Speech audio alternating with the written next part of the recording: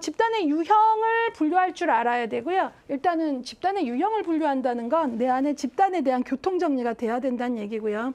그 다음에 이제 사례가 나온다라는 것은 그 사람이 쓴 집단의 유형이 뭔지 내가 알아야 된다는 얘기죠. 예, 그래서 요거를 좀 보시면 우리 교재가 아주 잘 설명을 해주고 있는데 저는 요거를 그냥 한눈에 보기표로 보는 게 훨씬 효과적이다라는 생각이 들었어요. 어차피 유형 분류기 때문에. 그래서 요거를 교재하고 동일한 내용으로 만들어 드렸어요. 예, 근데 표로 만든 거죠. 그래서 표로 설명할게요. 이거 여러분들 자료 각 강의 하단에 다 다운로드 받게 넣어드립니다. 자, 일단은 제가 치료 집단하고요, 과업 집단하고요, 자조 집단을 나눌게요. 예, 치료 집단은 말 그대로 성원 간의 사회 정서적 욕구에 대한 만족을 증가시키기 위한 목표고요.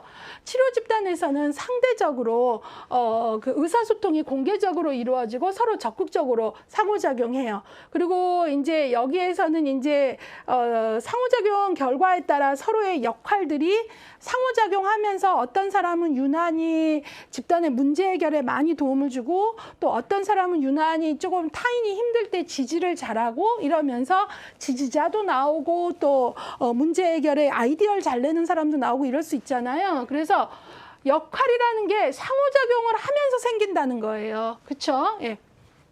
근데 과업 집단은 그거하고 달라요. 이건 타스크 그룹이에요.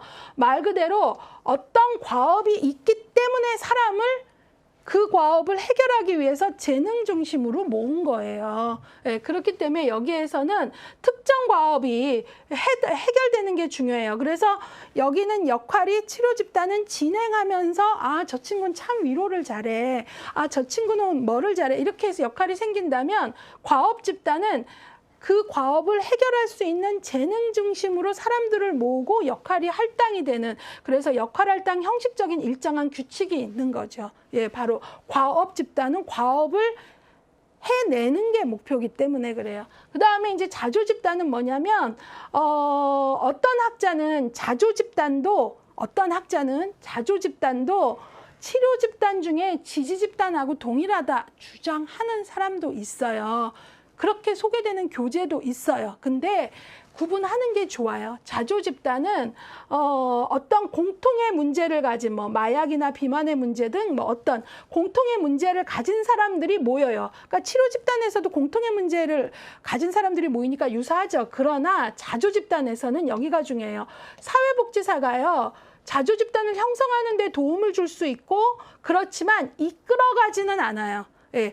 여기 치료 집단에서는 사회복지사가 어떤 목적을 가지고 어떤 사람들을 모아서 어떤 프로그램을 통해서 뭐 어떤 방식으로 이렇게 목적을 향해 가지만 여기서는 이끌어가지 않고요. 그래서 구분이 되는 거죠. 지지 집단에서 사회복지사는 직접적 개입을 하지 않고 단지 간접적 도움만 줘요. 지지를 해준다거나 뭐를 제공해 준다거나 이런. 그래서 자조 집단하고 치료 집단은 구분을 하는 거죠. 그리고 대표적인 자조 집단이 뭐 단도박, 왜 이런 아저씨들 얘기하시는 거 보면 진짜 그래요. 막 내가 안 해야 되는 건 아는데 이놈의 손모가지가 어느새 화투장을 붙들고 있고 막 이런 표현들 쓰시거든요. 이거 막 안 되는 거예요, 그게. 그래서 단도박 모임이나 뭐 알코올릭, 예, 그래서 단주동맹. 단주동맹은 우리가 현장에서는 AA 그룹이라 그러죠. 알코올릭 어노니머스 해갖고, 예, 그래서 요런 이제 경우가 많이 있고요. 뭐 마약이나 비만의 문제 이런 걸로도 자조 집단을 형성하기도 해요. 근데 이제 학생들한테 또 하나 부탁을 드리는 건 문제가 나오면 무조건 뭐 비만, 마약, 뭐 이거 도박 이런 거 나오면 무조건 자조 집단 이렇게 하시는 거 아니에요. 내용을 읽어보셔야 돼요. 내용을 읽어봤더니 사회복지사는 지극히 보조적인 역할만 하고 그들 스스로를 돕는 내용으로 그들 안에서 리더가 나오고 그들 안에서 이러면 자조 집단인 거고요. 만약에 알코올릭의 문제가 있는 집단을 대상으로 해서 이 사람들이 대인관계가 잘 안 돼서 자꾸 술로 해소하더라. 그래서 이 사람들을 위한 어떤 그 목표를 가지고 유사한 문제를 가진 사람들을 대상으로 사회복지사가 주도적으로 프로그램을 짜고 진행을 했다면 그거는 이쪽 치료 집단의 뭐 지지 집단 형식이 될 수도 있고 그런 식으로 아니면 치유 집단 형식이 될 수도 있고 바뀌는 거예요. 그러니까 무조건 뭐 마약이다, 비만이다, 도박이다, 뭐 알코올릭이다 하면 무조건 자조 이렇게 하지 말고요. 대표적인 단도박 단주동맹은 있으나 사회복지사가 어떤 역할을 했느냐가 관건이에요. 아셨죠? 지지적인 역할만 했냐, 간접적으로. 아니면 사회복지사가 계획을 짜고 진행하는데 중요한 중심적 역할을 했냐. 이게 더 중요한 거예요. 그러니까 이제 문제 풀 때 그런 거 유의하셔야 돼요. 예. 자, 그러면 이제 치료 집단은 그 안에, 치료 집단이라는 것 안에 여러 가지 하위 집단이 있어요. 근데 이제 여기 보시면 치료 집단은, 트리트먼트 그룹이라 그러고요. 그러니까 이게 더 큰 용어고요. 그다음에 치료 집단의 안에 보면 치유 집단이 있고요. 이거는 이제 세라피 그룹이라 그래요. 그러니까 우리 말에는 이게 구분이 잘 안 될 수 있지만 크고 작은 게 왜 영어에서 뭐 퍼포즈 하면 큰 목적이고 고울 하면 그거보다 작은 거고 오브젝티브 하면 더 작은 목표이듯이 이렇게 얘네 문화권에서는 그 감이 딱 오는 거죠. 이런 거하고 비슷할 것 같아요. 우리가 왜 노랗다, 센노랗다, 누리끼리하다 우리는 딱 감이 오잖아요. 네, 그런 차이인 것 같아요. 아무튼 치료 집단이라는 트리트먼트라는 큰 그룹 안에 뭐가 있다? 지지, 교육, 성장, 치유, 사회화 집단이 있다 그 얘기예요. 자, 그럼 지지 집단은 일단 공통의 문제를 가진 사람들이 모여요. 그래서 공통의 유사한 문제를 가진 사람들이 그들의 스트레스를 주는 생활상의 사건을 잘 대처하고 효과적으로 원조할 수 있게끔 하는 거예요. 그래서 예컨대 뭐 이혼을 한 지 아직 2년이 안 된 한부모 가정 엄마들이 모여서 그들의 이 생활상의 이 지금의 이 생애 이 위기와 스트레스를 잘 대처하도록, 아니면 뭐 이혼 가정 자녀들이 또 지지 집단을 만들 수도 있고요. 예, 또 아니면 발달 장애 아동을 둔 엄마들끼리 같은 어려움을 가진 사람들이 가장 잘 대처하기 위해서, 이런 게 지지 집단이고요. 교육 집단은 지식 정보 기술 향상이 목적인 거예요. 그래서 뭐 지지 집단은 조금 이렇게 원형으로 조금 앉는다면, 교육은 만약에 교육 대상이 많다면 조금 강의식 테이블로 앉을 수도 있어요. 그래서 여기에서는 이제 상대적으로 치료 집단이 과업 집단보다 성원들의 자기 개방은 높죠. 그런데 더 안으로 들어가면 교육 집단보다 지지 집단이 자기 개방이 더 높죠. 왜? 유사한 문제를 가진 사람들의 공동의 대처니까. 교육은 정보를 나누는 거니까 그 안에서도 자기 개방의 수준의 차이는 있을 수 있어요. 그다음에 이제 성장 집단은 중요한 게 뭐냐면, 다른 집단에 비해서 딱히 어떤 어려움이나 문제가 있는 게 아니라 자신의 자의식을 넓히고 어때요? 자아를 향상하는 것. 그러니까 나를 최대화해서 활용하고 싶은 거예요. 그래서 성장 집단은 병리를 치유한다기보다는 사회정서적 건강을 증진하는 것. 그래서 성장 집단은 딱히 어떤 어려움이 있다기보다는 내의 역량을 더 강화하고 싶다. 그래서 뭐 여러 가지 이제 성장 집단 뭐 첫 아이를 기다리는 그 부모가 되는 사람들이 뭐 부모 역할을 잘하고 싶은 성장 욕구를 갖고 올 수도 있고, 뭐 학교에 반장 부반장 아이들 모아서 리더십 그룹을 할 수도 있고, 이런 것들이 이제 성장 집단인 거고요. 그다음에 이제 치유 집단은 세라피 그룹이라 그래서 여기는 특정한 문제, 어려움이 있어서 이 문제의 행동을 바꾸거나 문제를 완화하거나 대처하거나, 아니면 내가 어떤 외상을 입었기 때문에 그것들을 이제 극복하도록 도와주는 거예요. 그래서 여기는 지지뿐만 아니라 치료와 회복에 중점을 두고, 그 어떤 그룹보다도 치유 집단 같은 경우는 사회복지사가 그 문제에 대해서 전문적 지식이 있어야 돼요. 뭐 공황장애를 겪는 사람들의 모임인데 사회복지사가 공황이 왔을 때의 느낌을 모른다. 그것에 대해 잘 도울 수 없다. 그러면 이건 뭐 할 수가 없는 거죠. 그래서 그 어떤 것보다도 치유 집단에서는 그 리더가 거기에 대한 전문적 지식과 기술이 있어야 되는 거고요. 그다음에 사회화 집단은 사회관계에 어려움이 있는 사람, 뭐 대인관계가 원만하지 않다라거나, 뭐 너무 소극적이어서 그럴 수도 있고 너무 공격적이어서 그럴 수도 있고, 뭐 여러 가지가 있는데요. 이런 경우에 이제 사회생활에 필요한 사회적 기술, 소셜 스킬을 배우거나, ADHD 아이들이 너무 충동적이어서 사회적 관계가 계속 이제 어려움이 있다 그러면 그 아이들을 대상으로 사회기술 훈련을 하거나 뭐 이런 사회화 집단도 할 수 있고요. 예.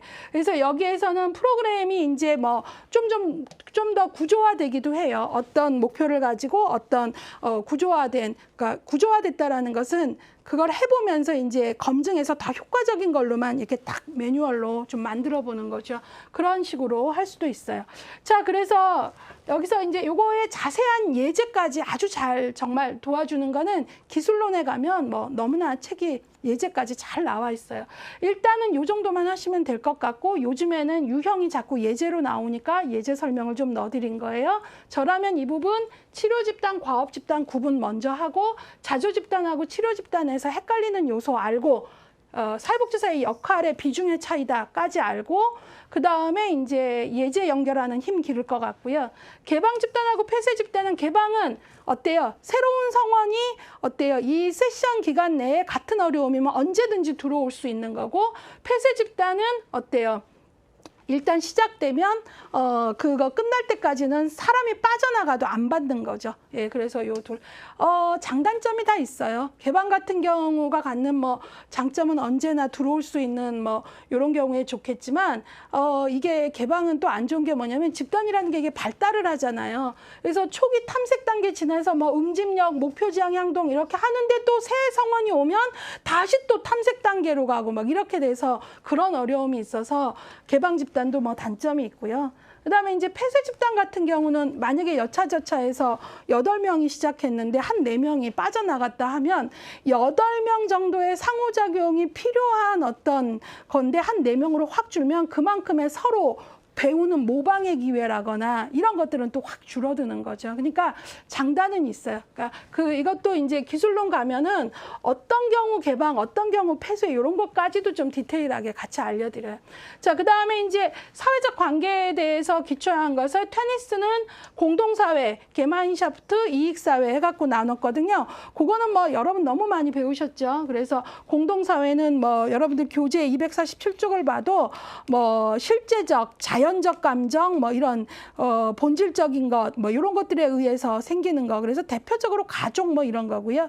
이익사회 게젤샤프트는 인위적으로 만드는 거죠. 예. 그래서 뭐 사회가 점차 산업화되고 정보화되면서 이런 어떤 이익사회의 결사체가 많아진다 이런 얘기하고 있고요.